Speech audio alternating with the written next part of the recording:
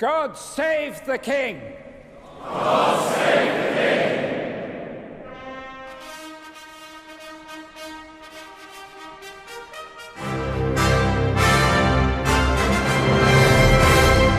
I here present unto you King Charles.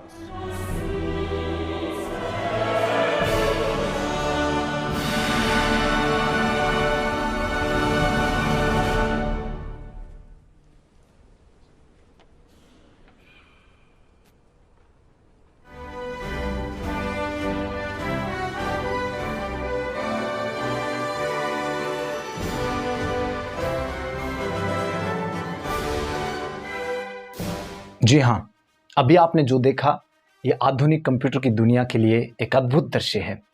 यह England के 74 वर्षीय सम्राट चार्ल्स तृतीय और उनकी पत्नी रानी कैमिला के राज्यारोहण का कार्यक्रम है। You heard that right. आज भी दुनिया में चुनिंदा देश ऐसे हैं जहां पर राजा और रानी होते हैं, यानी राजतंत्र पाया जाता है। ब्रिटेन उन देशों में से एक है। आइए जानने का प्रयास करते हैं कि ऐसा क्या कारण है कि आज भी इंग्लैंड में राजतंत्र पाया जाता है। इसके लिए हमें थोड़ा इतिहास में जाना होगा। 1688 में इंग्लैंड में गौरवपूर्ण क्रांति के बाद 1690 में राइट्स ऑफ बिल और 1701 में एक्ट ऑफ सेटलमेंट के बाद में राजा की शक्तियों को कम करके संसद को सौंप दिया गया था। यानी उस क्रांति के पश्चात में राजा की सारी शक्तियां संसद यानी प्रधानमंत्री और उसकी कैबिनेट को सौंप दी गई थी, जिसके साथ ही इंग्लैंड में संसदीय प्रणाली की शुरुआत हुई थी। इस क्रांति के पश्चात राजा सिर्फ नाम मात्र का संवैधानिक मुखिया होता है। इसे हम भारतीय परिप्रेक्ष्य में समझने का प्रयास करते हैं।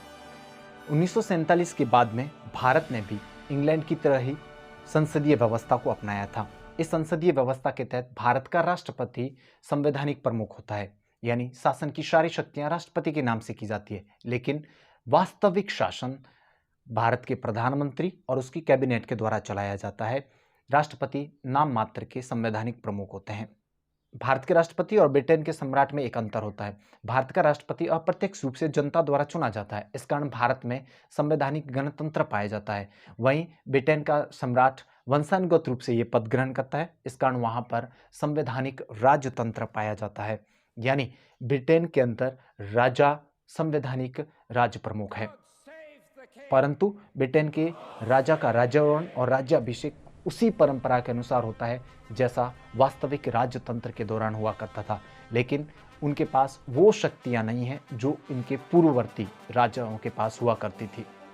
है ना अजीब व्यवस्था। ऐसे और इंटरेस्टिंग वीडियो जानने के लिए हमारे चैनल को जरूर सब्सक्राइब कीजिए।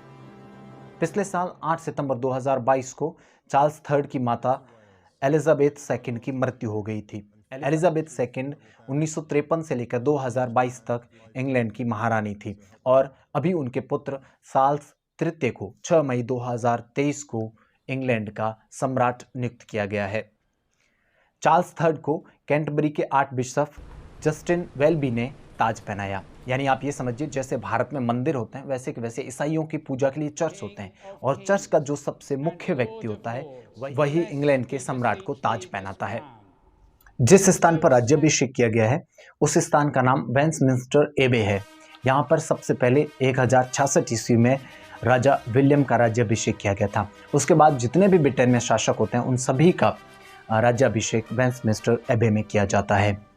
इसमें एक इंटरेस्टिंग परंपरा यह है कि इंग्लैंड के राजाओं के राज्याभिषेक में अमेरिका के राष्ट्रपति भाग नहीं लेते हैं, क्योंकि अमेरिका कभी इंग्लैंड का उपनिवेश रहा था। लेकिन भारत की ओर से जगदीप धनखड़ जी, जो भारत के उपराष्ट्रपति हैं, वो इस कार्यक्रम में शामिल हुए थे।